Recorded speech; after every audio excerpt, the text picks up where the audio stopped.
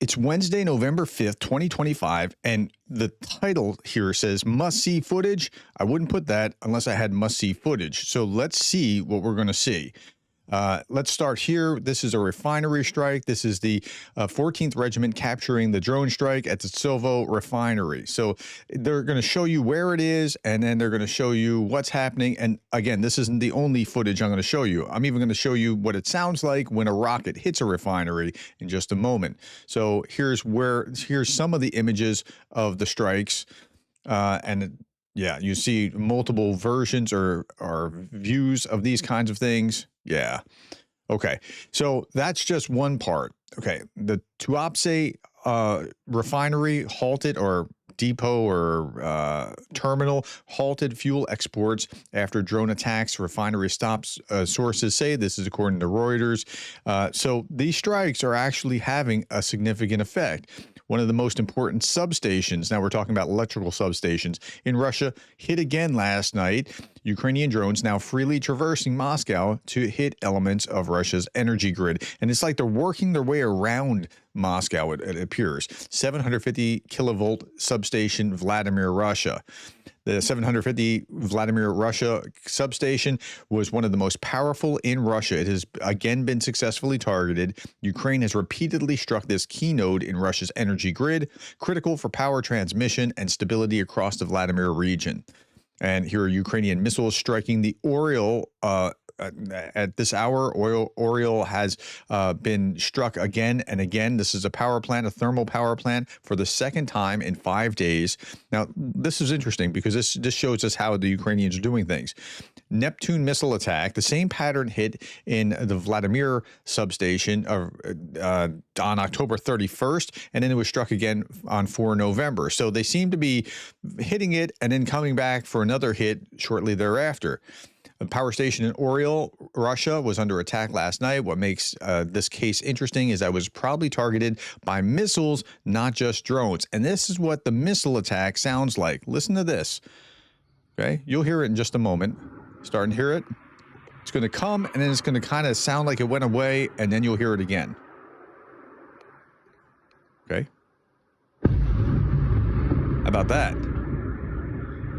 Yeah, so I mean, it's something. It's pretty powerful. Whatever this is was hit. I can explain it in just a moment. The Ukrainian Special Operations Forces launched a strike on a Russian Iskander operational tactical missile complex. I didn't know that just by looking at it. I kind of forgot there for a second. Russian air defense elements. The night of October 4th, an Iskander transport loading vehicle was hit from joint actions of one of the Special Operations Forces units and Black Spark unit in the Kursk region. Garmin radar station was also burned down. So Iskander for transport loading vehicle. That's not something I spend a lot of time with. Okay, on the battlefield. And we're going to particularly look at Pokrovsk, but I'm going to do a whole special video just about Pokrovsk because this is huge. Okay, 900 Russians off the battlefield. That seems low given all the pressure on Pokrovsk. But again, they're not really, the tempo is not the same elsewhere as it is in Pokrovsk as far as I can detect. 3 tanks, 3 armored fighting vehicles, 24 artillery systems, 70 vehicles, and fuel tanks. Okay, Pokrovsk direction, 49 assaults. Now, again, how you count assaults when it's 2 or 3 man teams and it's FPV drones and it's not like a big assault, it's getting a little murkier. In Pokrovsk, the front line has vanished. Russian forces have infiltrated the city, with one Ukrainian officer estimating that they control 60% of it. That's not good. Soldiers now face the enemy in the rear. Some of the positions are behind Russian lines now. It's very, very difficult there. Okay, I'm not going to spend a lot of time just talking about Pokrovsk. I'm going to talk about the battlefield generally, and then Putin, how he's planning to, well, restaff, because he needs to, because he keeps wasting his men.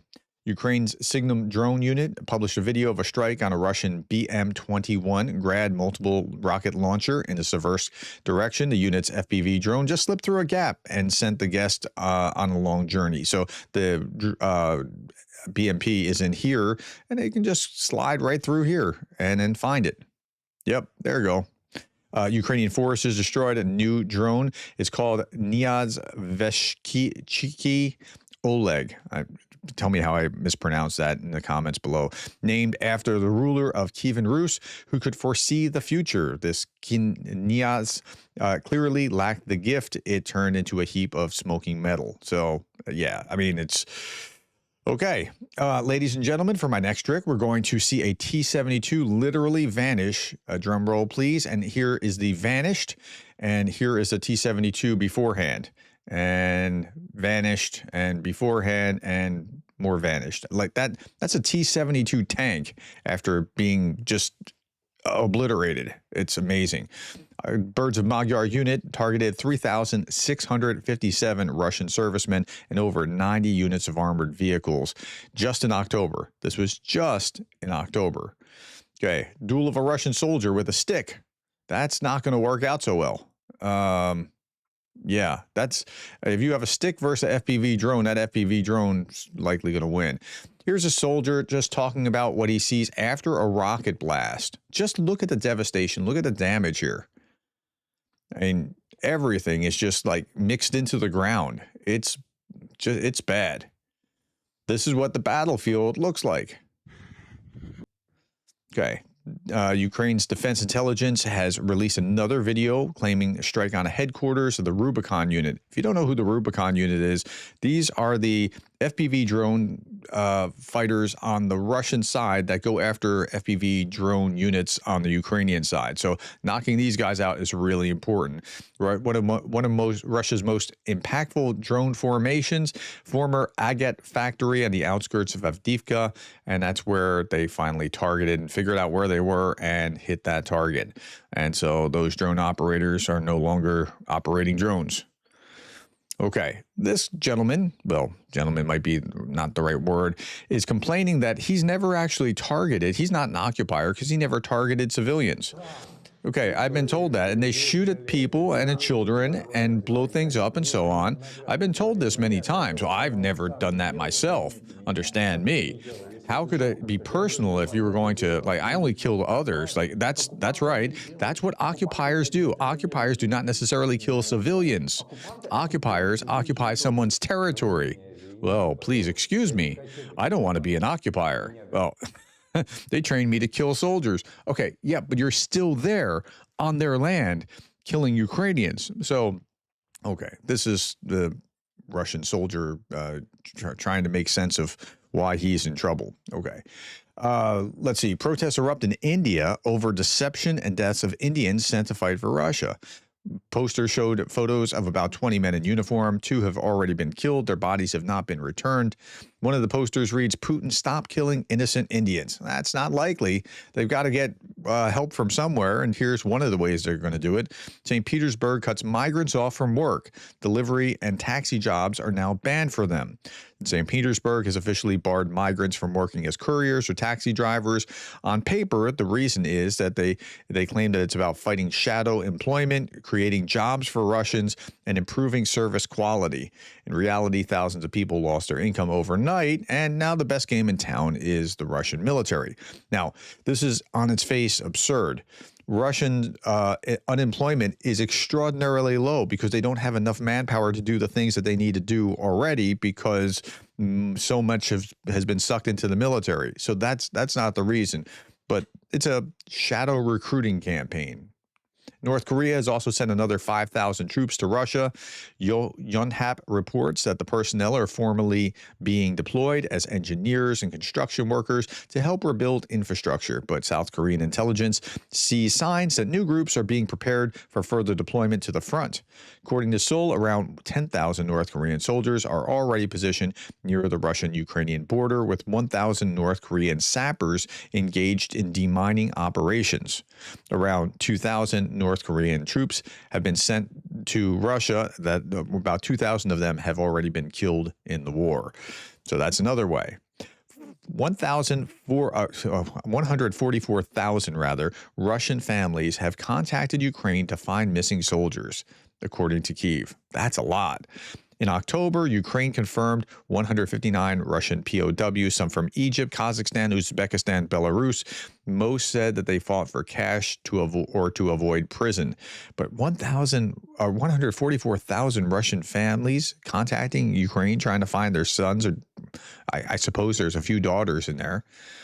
Putin authorized reservists to guard oil refineries hit by Ukrainian drones and signs a law enabling year-round conscription as war and spending pressure mount. So I talked about that yesterday with the year-round conscription and last week with the authorizing reservists, and they changed the law to allow them to be able to fight on other land outside of Russia. So that means that those reservists who are guarding the refineries could be pulled up to the front line whenever they decide that they want to do that. And if you think that the Russians are done or just giving up on, future war, Russia purchased 18,000 combat drones for 500 schools to train teenagers in strike operations. Ukrainian intelligence says by 2030, Moscow plans 1 million drone specialists across 4,872 schools. 1 million drone specialists. This is what the plan is: 1 million drone specialists across 4,872 schools, building infrastructure for sustained warfare. Look, they know this is the way of the future. They're preparing. We're not. And that's just where we are. All right, I'm not going to leave you on a somber note. I'm going to leave you on a happier note. Here is Jake Bro's fundraiser. It started just a day ago, and it's now up to $500,680.44 out of $1 million. The goal is $1 million. This is the Jake Bro Refinery Bingo campaign, and that's where he is. This is amazing. This is, I think, the 5th or 6th of the. I think this is the 6th, right? Yeah, for the 6th campaign. For $1 million fundraiser. So if you want to participate in that, I'll link that below. So thank you in advance if you're going to do that. Thank you, my friends, for your time. Thank you for the likes, the shares, and the subscribes. And thank you for being the kind of person who cares about Ukraine.